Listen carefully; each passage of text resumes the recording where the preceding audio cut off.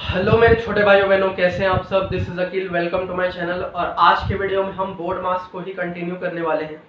तो जैसा कि हमने पिछले वीडियो में देखा था कि बोर्ड मास क्या होता है, बोर्ड मास का डेफिनेशन देखा था और देखा था बोर्ड मास में बी का मतलब क्या होता है। तो बी का मतलब ब्रैकेट्स होता है और हमने ब्रैकेट से रिलेटेड सारा कुछ देखा था कि कितने टाइप्स के ब्रैकेट्स होते हैं और ब्रैकेट्स को हम कैसे यूज कर सकते हैं।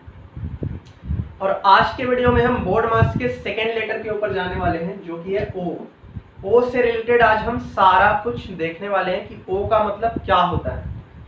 तो ओ का मतलब बेसिकली ऑर्डर्स होता है। अगर आप ये नया देख रहे हैं और अगर आप ऑफ सुनते आए हैं ओ का मतलब, तो वो भी सही है, बट अभी बोर्ड मास जो न्यू आया है उसमें एक नया इजाफा किया गया है, जो कि ओ का मतलब ऑर्डर्स को किया गया है। अब ऑर्डर्स का मतलब बेसिकली क्या होता है हम इस वीडियो में वो समझने वाले हैं, ठीक है। तो आइए चलिए समझते हैं। ऑर्डर्स का मतलब होता है it means powers and radicals. अब ये पावर्स और रेडिकल्स क्या होता है वो बहुत आराम से एक एक करके समझेंगे। तो आइए चलिए सबसे पहले समझते हैं कि पावर का मतलब क्या होता है। तो सबसे पहले हम एक एग्जांपल लेते हैं इसे समझने के लिए। जैसे अगर आप कोई नंबर इस तरीके से लिखते हैं 2 और यहाँ पे एक छोटा सा 3, तो हम इसे इस तरीके से पढ़ते हैं 2 to the power 3। अब ये जो 2 to the power 3 है, इसमें हम 2 को बेस कहते हैं और 3 को या तो पावर कहते हैं या एक्सपोनेंट कहते हैं या फिर इंडेक्स कहते हैं, यानी कि 3 नाम है बट काम सेम है। तो ये 2 to the power 3 जो लिखा हुआ है, इसका मतलब क्या होता है। इसका मतलब होता है कि 2 को 3 बार मल्टीप्लाई करना है। 2 को 3 बार मल्टीप्लाई करना है।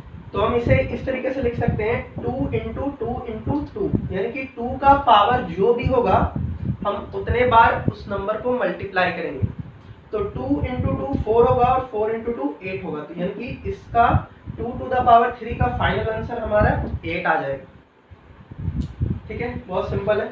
अगर यहाँ पे कोई नेगेटिव नंबर है -3 to the power 4, तो हम -3 को 4 बार मल्टीप्लाई करेंगे, यानी 4 टाइम्स मल्टीप्लाई करेंगे। -3 इंटू -3 इंटू -3 इंटू -3। ठीक है। और मैंने जैसा कि पिछले वीडियो में बताया था कि ब्रैकेट का मतलब मल्टीप्लिकेशन होता है, यानी कि इनटू होता है, इसलिए मैं ब्रैकेट की जगह पे इनटू बोल रहा हूँ।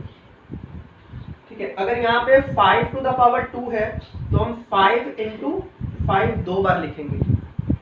ठीक है, यानी कि जितना बार जो भी पावर होगा उतना बार हमें उस नंबर को मल्टीप्लाई करना है। अब हम देखते हैं यहाँ पे कि पावर 2 जो होता है इसे हम स्क्वायर भी कहते हैं। ठीक है, यानी कि किसी भी नंबर का पावर अगर 2 है तो उसे हम स्क्वायर कहते हैं। तो इसे हम 5 to the power 2 भी कह सकते हैं, बट इसे हम क्या बोलते हैं, इसे हम 5 स्क्वायर कहते हैं, 5 स्क्वायर। ओके। इसी तरह से अगर 3 का पावर 2 होगा तो 3 स्क्वायर कहेंगे, 2 का पावर 2 होगा तो 2 स्क्वायर कहेंगे। और अगर पावर 3 है, power 3 is known as cube. Power 3 है तो हम उसे क्यूब कहते हैं। फॉर एग्जाम्पल यहाँ पे हम इसे 2 का क्यूब कहेंगे, 2 क्यूब। इसी तरह से अगर 7 to the power 3 है तो हम उसे 7 क्यूब कहेंगे। ऑलराइट। तो आई होप आपको पावर से रिलेटेड सारा कुछ समझ में आया होगा, क्योंकि ये बहुत ही आसान है और बहुत इजी है। तो आइए चलिए समझते हैं अभी रेडिकल्स का मतलब क्या होता है।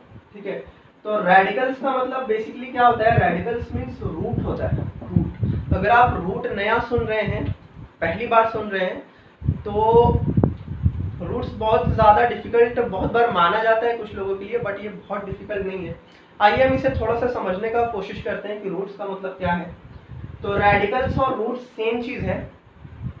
ठीक है, जैसे कि एग्जांपल से समझते हैं, जैसे कि हमने पावर्स में समझा था। तो अगर एग्जांपल स्क्वायर रूट ऑफ 4 है अगर लिखा हुआ है, इसी को हम रूट कहते हैं, जो ये सिंबल है, और इसके अंदर जो भी रहता है नंबर उसे हम उसका रूट कहते हैं। जैसे इसे हम कहेंगे स्क्वायर रूट ऑफ 4। अब स्क्वायर रूट इसे क्यों कहते हैं, क्योंकि ये यहाँ पे अगर कोई नंबर आपको नहीं लिखा हुआ मिलता है तो इसका मतलब होता है स्क्वायर रूट, इसे हम स्क्वायर रूट कहते हैं।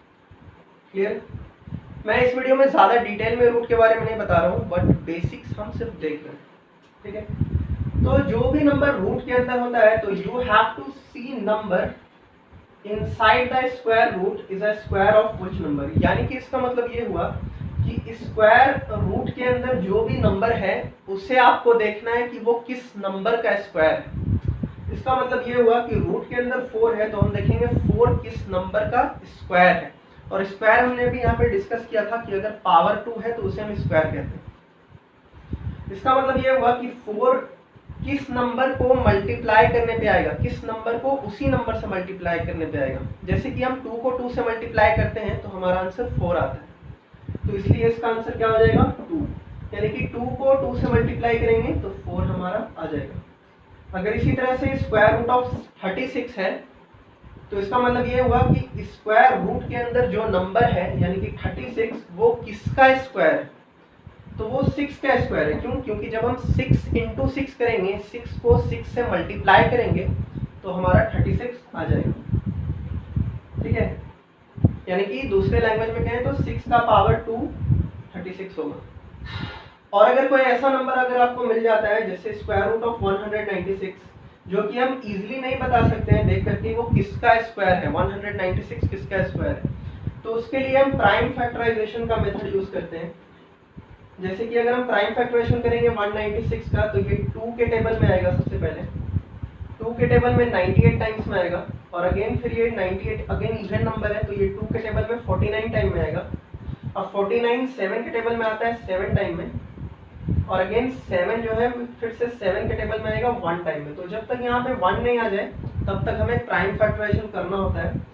और यहाँ पे जो भी नंबर्स आएगा वो हमेशा प्राइम नंबर ही होता है। तो ये प्राइम नंबर्स को क्या कर लेंगे हम, सबसे पहले root square root of 196 equals to square root of, यहाँ पे जो भी नंबर्स आएगा हम उसे स्क्वायर रूट के अंदर लिख लेंगे। उसके बाद हमें देखना होता है कि 2 का पेयर बनाना होता है बेसिकली। ठीक है, पेयर ऑफ ट्वाइस बनाना होता है। तो यहाँ पे हम देख सकते हैं कि 2 का एक जोड़ा बन रहा है और 7 का दूसरा जोड़ा बन रहा है। बेसिकली हमें जोड़ा बनाना है यानी पेयर बनाना है। तो एक जोड़े में से एक नंबर बाहर आता है, यानी कि एक पेयर में से एक नंबर बाहर आ जाता है रूट से। तो 2 2 है तो एक 2 बाहर आएगा, और यहाँ पे 2 7 है तो एक 7 बाहर आएगा।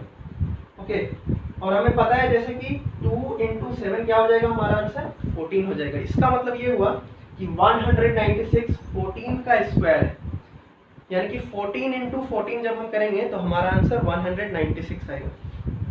और अगर आपको प्राइम फैक्टराइजेशन में कोई भी प्रॉब्लम है किसी तरह का तो आप मुझे कमेंट सेक्शन में कमेंट कर सकते हैं, मैं इसका अलग से वीडियो बना दूंगा। तो अगर किसी भी तरह का कोई डाउट है तो आप कमेंट सेक्शन में कमेंट करके मुझसे पूछ सकते हैं। और वीडियो देखने के लिए आपका बहुत बहुत शुक्रिया, धन्यवाद, थैंक यू सो मच।